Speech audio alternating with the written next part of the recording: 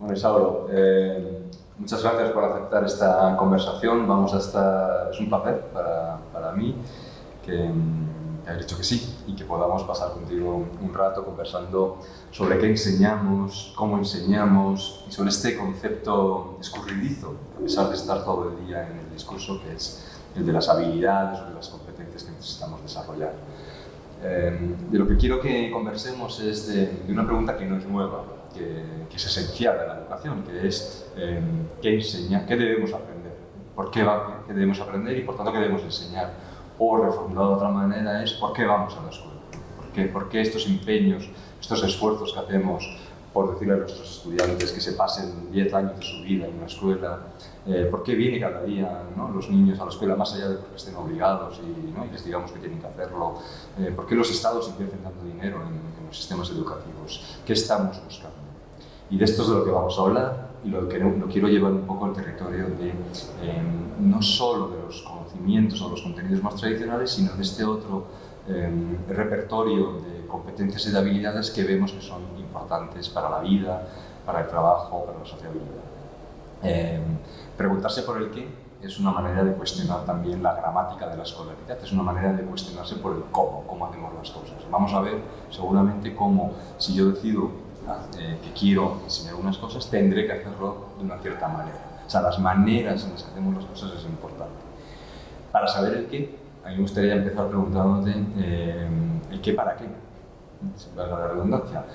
¿Qué queremos aprender o qué queremos aprender para esta sociedad? Entonces, algunas pistas de en qué mundo estamos viviendo, hacia qué mundo estamos yendo y, por tanto, qué deberían nuestros estudiantes aprender a saber para poder desenvolverse en este mundo hoy y futuro.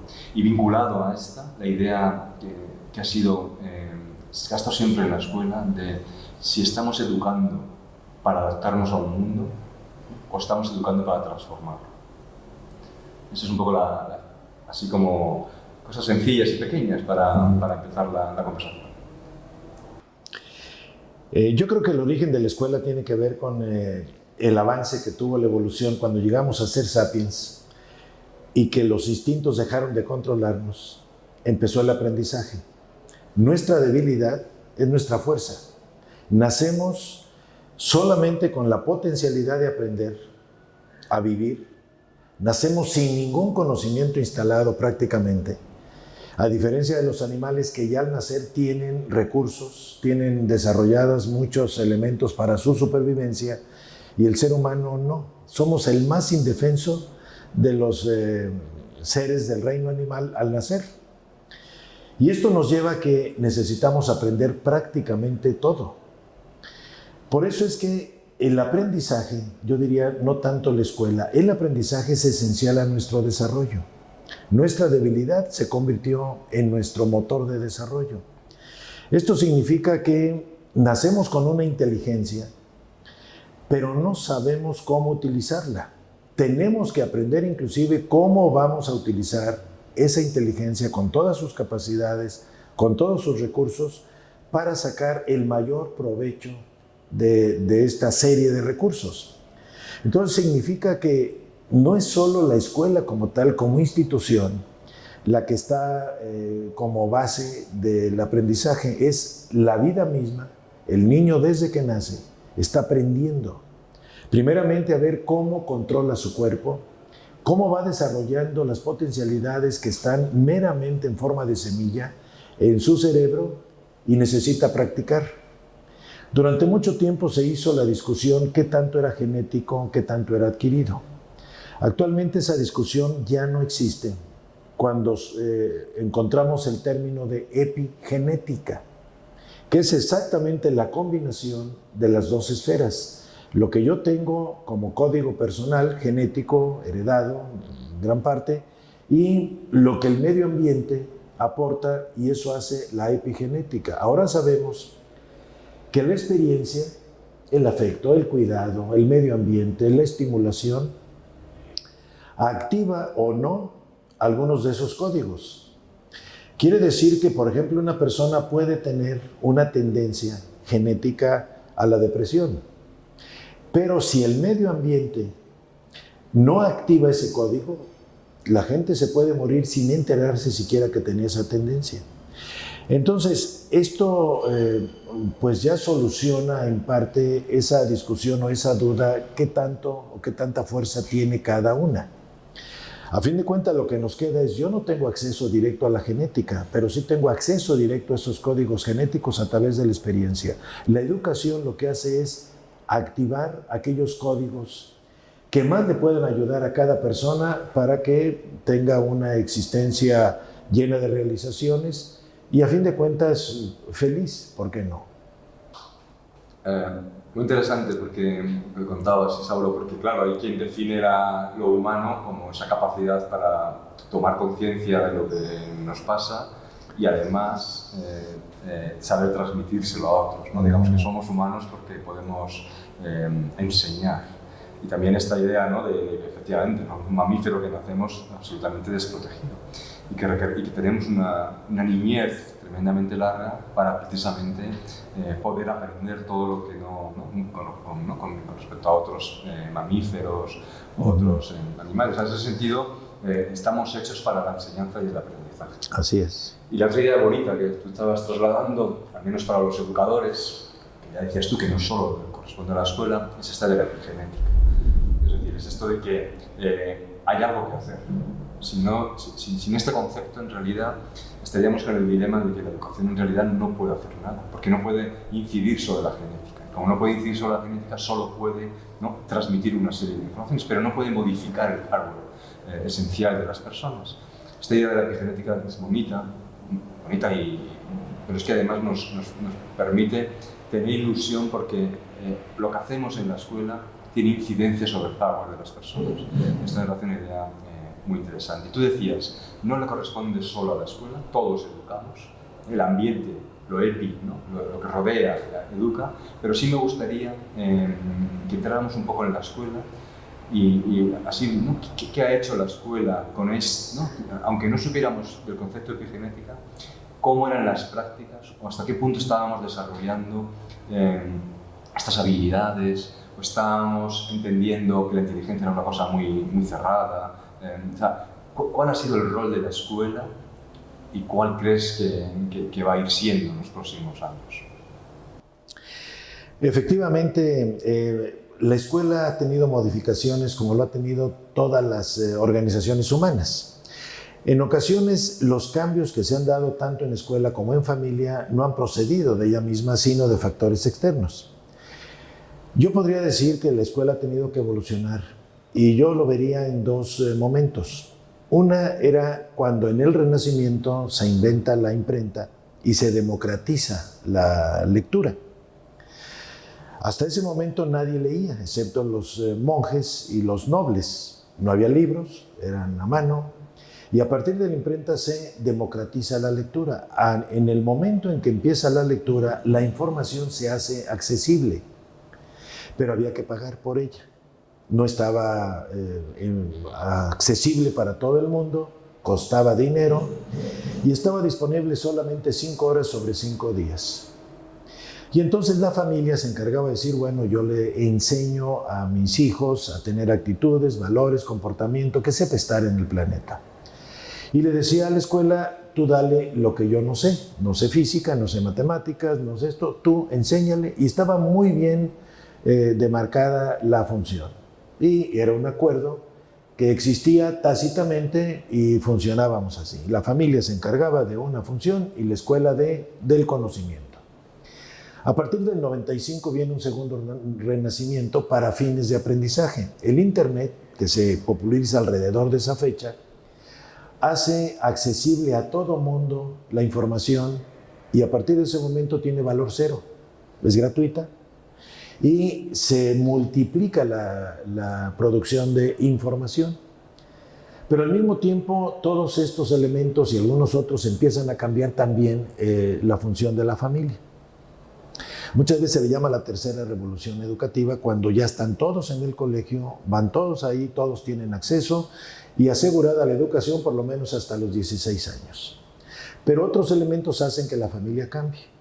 Entonces, por un lado, la escuela se encuentra sorprendida al ver que la información, que antes era su función principal, resulta que ya la hace otra instancia, está accesible en el medio. ¿Cuál es mi función ahora si no tengo que transmitir información? Y la familia, por otros factores, también empieza a cambiar su función y muchas de las actividades o de los objetivos que tenía la familia se los transmite automáticamente a la escuela.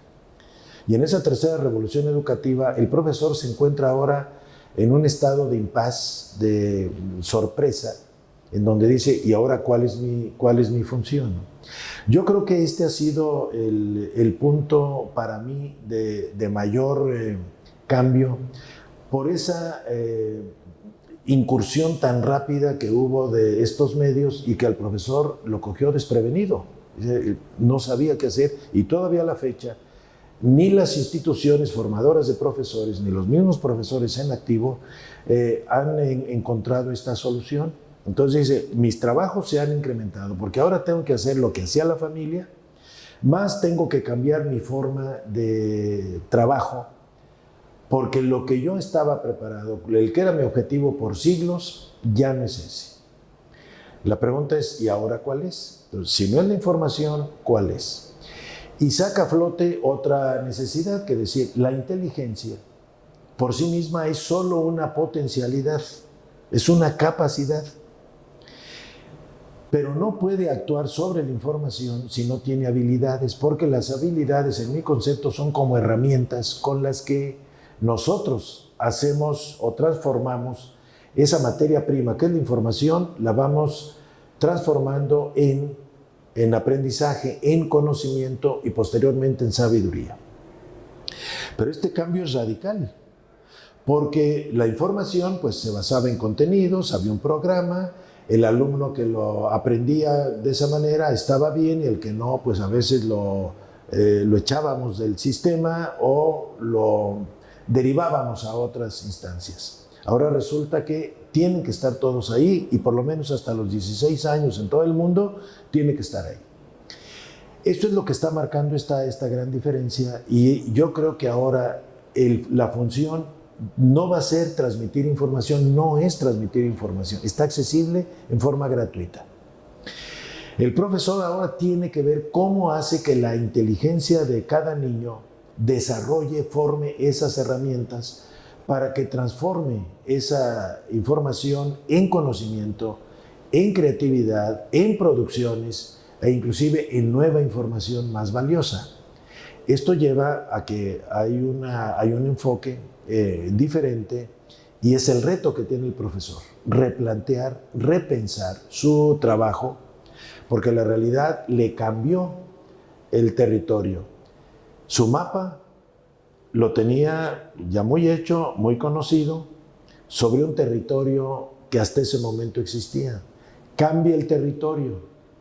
Con el mapa que tenía anteriormente ya no se puede orientar. Y es lo que marca esa brecha y ese desconcierto a veces del profesor que dice, aquí debería haber esto, aquí tendría que pasar aquello. En tu mapa, el territorio es el que te condiciona, actualiza tu mapa. Y ese es el problema que yo veo actualmente, cómo hacemos un nuevo mapa para orientarnos en una nueva realidad, que además sabemos que va a estar cambiando muy rápido y me obliga a mí a hacer mapas muy rápido también.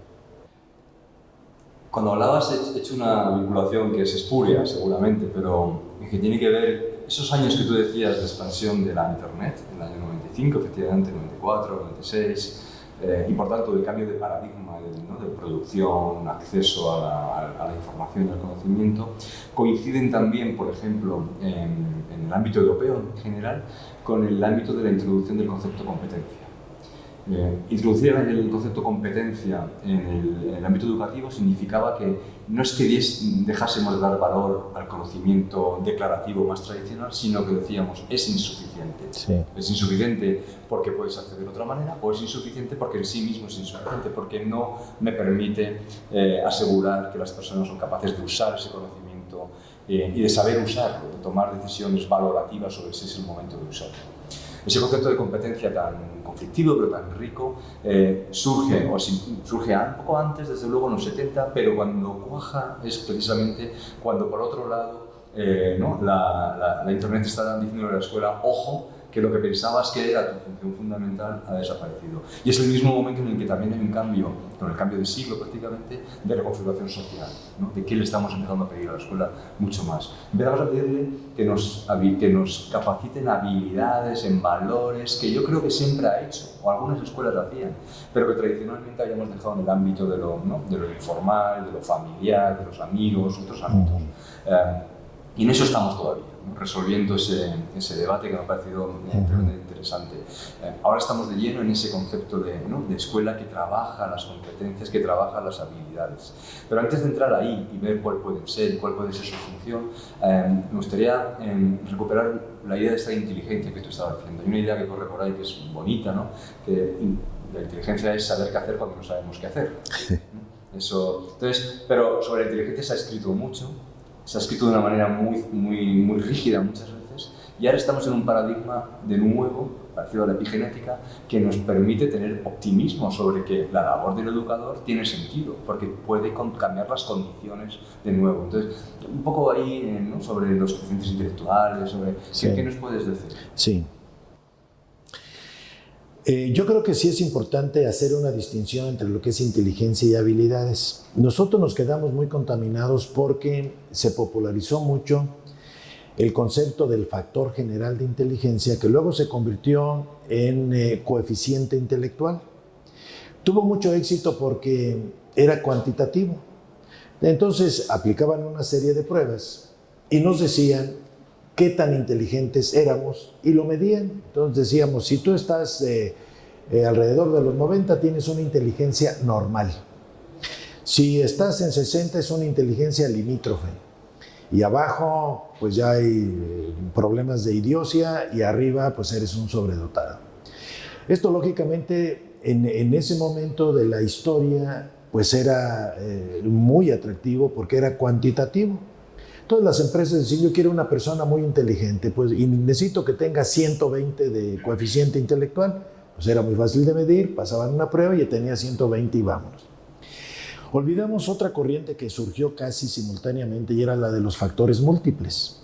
Quiere decir, no hay un solo factor que te diga, el factor general, que te diga qué tan inteligente es una persona. Los factores múltiples te dicen, puedes estar o ser inteligente en diferentes formas, en diferentes escenarios, pero no hace comparación ni es cuantitativa.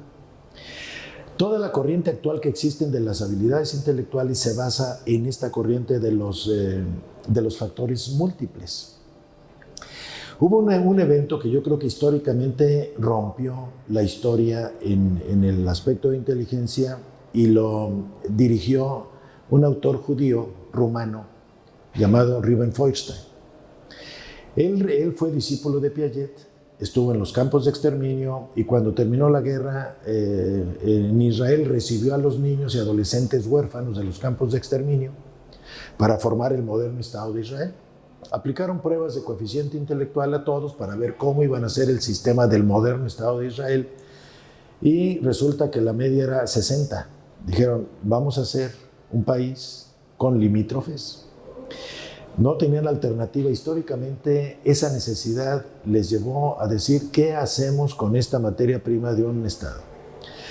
Y él dirigió un proyecto que estuvo financiado por los judíos canadienses, se llamaba el Hadassah Canada, y con ese dinero hicieron un programa que le llamaban de modificación cognitiva.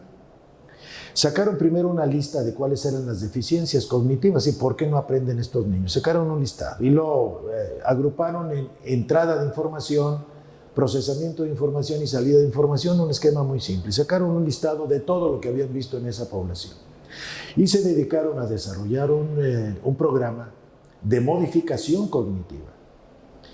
Y elaboraron herramientas, 14 herramientas, que precisamente decían, esta es la enfermedad, esta es la medicina, esta es la deficiencia, esta es la forma de trabajar. Se dieron cuenta que después de 2 años y que les estaban aplicando estos materiales, hacían nuevamente una prueba de coeficiente intelectual y algunos la habían doblado o más. Entonces, históricamente nos dimos cuenta que era posible meterle la mano a la inteligencia, cosa que antes decías, esa era genética, es inamovible, y prácticamente era determinista. Te tocó bien en la repartición de inteligencia, pues andas con 120, pero ¿y qué vamos a hacer? Y era genética. Ellos dijeron, no lo es tanto, depende de la estimulación, lógico. ¿Qué podían esperar de niños que habían estado en un campo de exterminio, rodeados de dolor, de miedo permanente, pésima alimentación, cero estimulación intelectual? Quiere decir, el ambiente, la otra parte de la epigenética, no había activado la genética. Lo mides y lógicamente el resultado es nefasto. Ruben Feuerstein partía de un principio y es: la inteligencia es como un músculo, depende cómo lo ejercites para que se desarrolle. Esto fue en el 48, o sea, tampoco es tan reciente. Pero yo creo que históricamente esto fue un parteaguas para decirnos, ojo, la inteligencia no la puedes medir de forma tan rígida y le podemos meter la mano y desarrollarla. Y de ahí también hubo otra prueba para decir en qué consiste ese meterle la mano a la inteligencia para modificarla, qué es lo que hace el ambiente sobre la genética, y era precisamente cómo desarrollo habilidades. Las habilidades son las herramientas que no tienen esa capacidad, la capacidad está, no funciona porque no tiene con qué construir un conocimiento. Si yo le formo esas herramientas, ya estando la capacidad, encuentro el resultado. Entonces creo que esto abrió un mundo de esperanza, porque muchas veces era muy determinista los resultados que obteníamos y la conclusión. Condenábamos al fracaso a personas que decían, ¿y por qué no? Tiene la forma en que la mediste, mide solo una parte de lo que hace la inteligencia, pero no mide todo lo que puede hacer la inteligencia. ¿Y por qué lo desechas? Entonces, ese es un paso fundamental. Mira, yo recuerdo en Los Ángeles, estaba con unas personas, estaba trabajando, y en su oficina tenían unas estatuas de arcilla, pero maravillosas. Le dije, esto es una maravilla. Dice, te voy a contar la historia. Al autor de estas estatuitas nos los trajeron los padres porque lo habían desahuciado prácticamente en la escuela, diciendo, mire, su hijo no tiene capacidad, sale mal académicamente, no leen. Entonces, mire, vayan ahorrando y busquen alguna profesión que sea muy mecánica, porque este chico no tiene futuro. Y los padres lo trajeron conmigo. Esta es una de las primeras personas con las que yo aprendí estas habilidades hace ya muchos años. Con el paso del tiempo, esta persona se convirtió en el jefe de diseño de la Hughes Corporation, los que hacen helicópteros, jefe de diseño. Cuando le entregaron su nombramiento, lo primero que hizo fue ir a la escuela. Y les dijo, ustedes un día me desahuciaron y dijeron que yo no iba a servir más que para trabajos manuales. Vean lo que soy ahora. Y quiero que vean también cuánto gano. Y gano más que todos ustedes juntos en un mes de lo que ustedes ganan en un año. Yo recuerdo en aquella época, junto con lo que había vivido con Feuerstein, dije, por ahí tenemos que abrir el camino. ¿Cuántos alumnos han sido desahuciados por determinadas pruebas estandarizadas y que no te dan opción de mejora y que te dicen, para el sistema no funciona? Ese para mí es el gran problema cuando no consideramos que las habilidades se pueden desarrollar indefinidamente y que cualquier niño puede tener mejor rendimiento de esa capacidad una vez que yo le acerque las herramientas. Muy interesante. De todas formas, cuando estabas hablando, claro, aceptamos que la inteligencia es flexible, se puede desarrollar, o que hace falta otros factores para desarrollarla. Parece que la escuela, desde luego, no tenía eso conceptualizado de esa manera y, por tanto, no estaba desarrollando, haciendo cosas para que se desarrollasen esas habilidades y, por tanto, la inteligencia. Cuando criticamos algo así como un modelo tradicional que no existe, quiere decir que es un modelo que excluye a muchos, porque yo creo que insiste en una manera de aprender, un tipo de conocimientos muy abstractos, insiste en una serie de cosas que hace que dejamos de lado todas estas personas con muchas posibilidades, ¿no? Y ahí estamos, en esa lucha. Entonces, a mí me interesaría un poco que nos ayudes a entender cómo podemos, porque hablar de habilidades en estos marcos que vemos constantemente, en realidad es una mezcla entre esas destrezas que nos permiten poner en marcha conocimientos, por ejemplo, esas cosas que tienen que ver con los valores, con las actitudes, que nos permiten tomar decisiones, ¿no?, sobre si eso que sabemos tiene sentido hacerlo. Esas otras que tienen que ver con el aprender a pensar, ¿no?, con la metacognición. Este otro gran conjunto que tiene que ver con lo socioemocional, ¿no?, que tiene aparentemente implicaciones. Hay muchos, hablamos de habilidades y dentro de ese saco hay muchas cosas que son muy distintas, me da la impresión. ¿Tú nos puedes un poco iluminar en cómo podríamos estructurar o cómo podemos acercarnos a esta caja negra que ahora mismo se ha vuelto el concepto de habilidades? Para organizar las habilidades, efectivamente necesitamos un marco de referencia que nos ayude un poco a ubicarnos. Yo sigo mucho el esquema de un autor que se llama J.P. Guilford. Él estructura que una habilidad consta de un proceso intelectual sobre un contenido de información y un producto de información.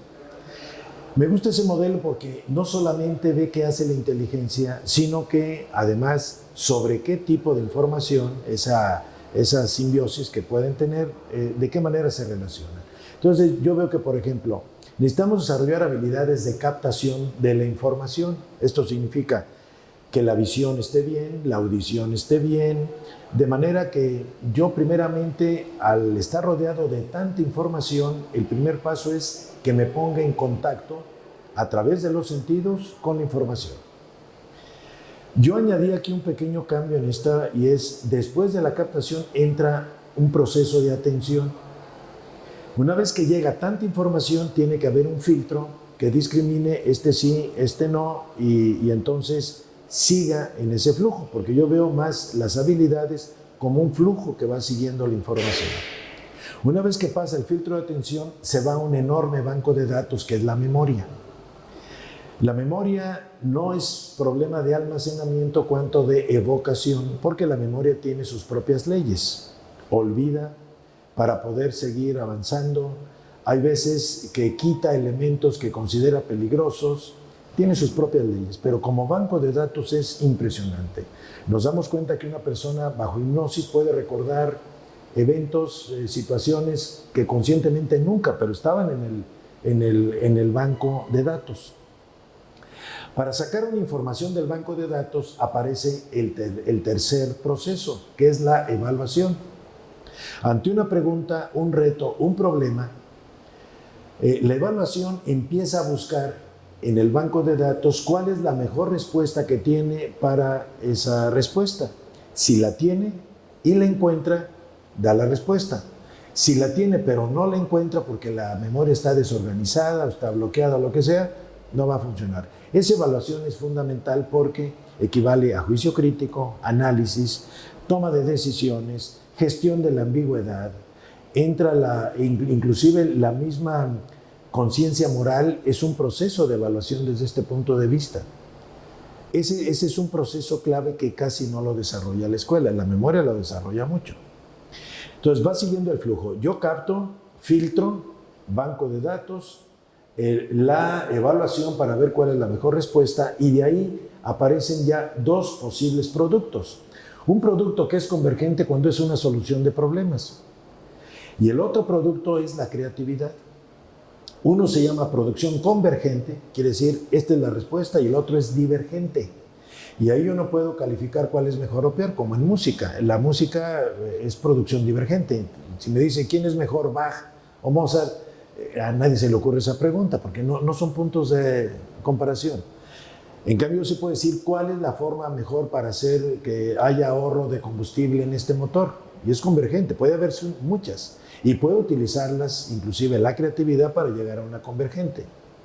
Esos productos ya van a depender de que el flujo de la información por mi cabeza haya seguido todos estos pasos de manera que ya concluya en un producto.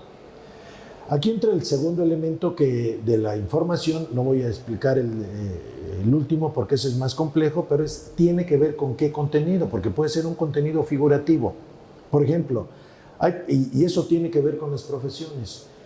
Todo lo que es figurativo es espacial, todo lo que es figurativo es artístico, todo lo que es figurativo es técnico. es lo que ves directamente. Otro contenido es simbólico.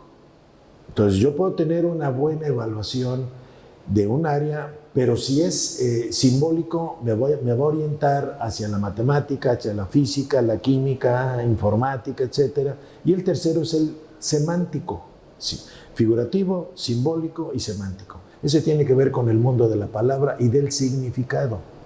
Por ejemplo, la lectura tiene los tres. Es figurativo porque yo necesito primero observar las figuras.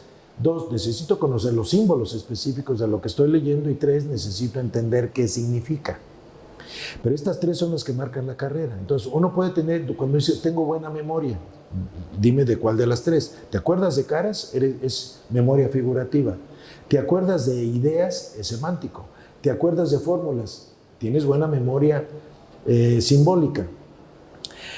Lo que pasa es que en la escuela, como hay tanta variedad, necesitamos manejar estos 5 procesos, estos 3 contenidos, porque hay asignaturas muy figurativas como la geografía, como la experimentación, hay asignaturas muy simbólicas como la matemática y asignaturas muy semánticas como las humanidades.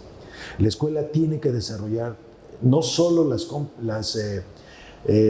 las habilidades intelectuales, lo que hace la inteligencia, el proceso intelectual, sino también el contenido.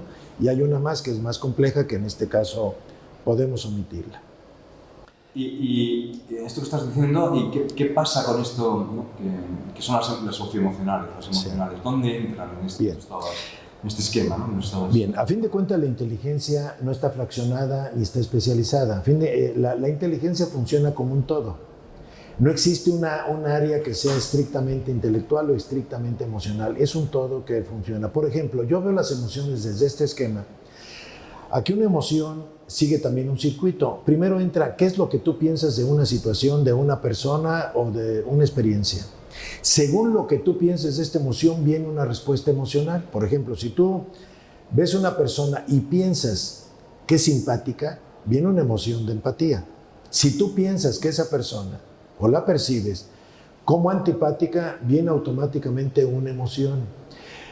Hay un sistema que yo también sigo mucho que se llama la psicoterapia racional emotiva y tiene que ver de qué manera nosotros vamos equilibrando estas dos áreas. Si tú cambias el pensamiento, cambias las emociones. Si tú cambias las percepciones, cambias las emociones. Las emociones no tienen un origen por sí mismas. Yo considero que parten de tu percepción de la realidad, qué piensas de la vida, y según eso es como viene una respuesta emocional. Yo por eso veo que el trabajo sobre la inteligencia humana, ya no digo cognitiva únicamente, la inteligencia humana te ayuda para dirigir muchos elementos. Dejo aparte, por ejemplo, la voluntad, porque la inteligencia le propone a la voluntad objetivos y la voluntad es la encargada de decir, vamos a conseguir ese objetivo. Pero las emociones por sí mismas son caóticas, si no están bien orientadas por este esquema, y cuando logramos un equilibrio racional emotivo, yo estoy equilibrado también emocionalmente, y todo depende cómo interpreto. Hay una muerte, un accidente, ¿qué pienso de ello? ¡Qué terrible! Esto no tiene solución. Va a venir tristeza y depresión. Yo digo, es doloroso, pero tengo esta esperanza, tengo esta posibilidad, y eso me va equilibrando. Las emociones, yo las puedo también empezar a dirigir, a orientar en base a mi visión que tengo de las situaciones. Son percepciones. Bueno, Isaura, nos tiraríamos hablando un buen rato y hablabas de un tema tremendamente importante en la escuela, que es la memoria, y que últimamente no pasa por sus mejores momentos. Y yo creo que reconocer que no podemos aprender sin memoria. Bueno, yo quería darte las gracias. También me ha hecho pensar esto de la memoria en este cuento de Borges, ¿no? De Funes el memorioso, ¿no? Esta persona que no podía olvidar. Y yo creo que espero, ¿no? Recordar, ¿no? Y estoy seguro que voy a recordar esta conversación, que vamos a recordar estas palabras que nos estabas compartiendo. Y nada más, agradecerte tu tiempo, tu generosidad y tu saber para iluminarnos en este tema de las habilidades, del conocimiento, de la inteligencia, de las maneras de aprender. Pues yo creo que este trabajo que están haciendo de divulgación de temas educativos de mayor calado, pues tiene una trascendencia muy importante. Y yo creo que en la pirámide de las necesidades de Maslow, todavía arriba de la autorrealización está la trascendencia. Y yo creo que este trabajo que estás haciendo, Carlos, tiene ese valor que está muy arriba en las necesidades humanas. La trascendencia es ahora la seña de identidad de la educación. Agradezco esta oportunidad.